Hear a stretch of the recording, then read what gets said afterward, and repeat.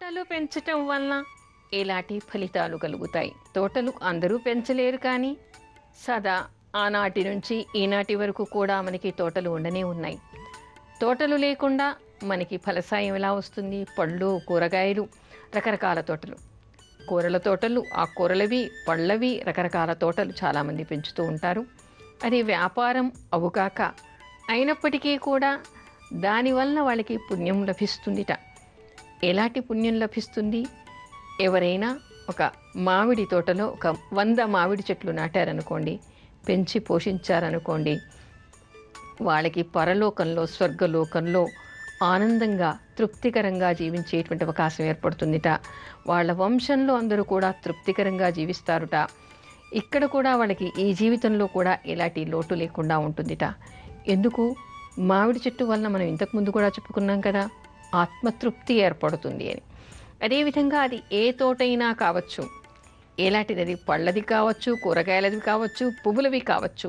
కానీ అలాంటి తోటలు నాటి తోటలు పెంచటం వలన అక్కడ ఎన్నో క్రిమి కీటకాలకి, అదేవిధంగా పశువులకి, పక్షులకి కూడా అది ఆలవాలమై కింద ఉండేటువంటి వాళ్ళకి నీడనిస్తుంది, గాలినిస్తుంది, ఆనందాన్నిస్తుంది, ఫలాన్నిస్తుంది, ఎన్నో ఉపయోగాన్ని చేస్తుంది, ఔషధాలని ఇస్తుంది.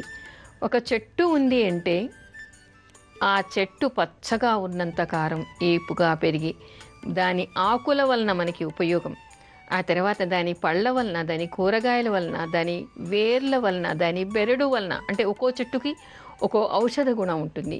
దానిలో ఒక్కొక్క పార్ట్ని తీసుకుని మనం, అంటే ఒక్కో భాగాన్ని తీసుకుని వైద్యానికి మనం దాన్ని ఉపయోగించుకుంటూ ఉంటాం. అందుకని అది ఎంతోమందికి ఎన్నో రకాలుగా మనకి మేలు చేస్తూ ఉంటుంది. అందుకని అలాంటి చెట్లను నాటడం వలన పుణ్యం వస్తుందిట. ఎలాంటి పుణ్యం వస్తుందో తెలిస్తే మనకి ఆశ్చర్యం వేస్తుంది. అదేమిటి అంటే స్వయంకృత పుత్రులు ఇచ్చేటువంటి పుణ్యాన్ని అది ఇస్తుందిట. స్వయంకృత పుత్రులు అంటే తమకి జన్మించి, అంటే కని పెంచినటువంటి కొడుకు ఒక సత్పుత్రుడు కలిగినప్పుడు, పుట్టిన తర్వాత తల్లిదండ్రులకి బ్రతికి ఉన్నంత వరకు తను సేవ చేసి, వారి మరణానంతరం అనేక దానాలు, ధర్మాలు చేయటం, వాళ్ళని పితృలోకాల్లోకి పంపించడానికి, పుణ్యలోకాల్లోకి పంపించడానికి పుణ్యతిథులు వచ్చినప్పుడు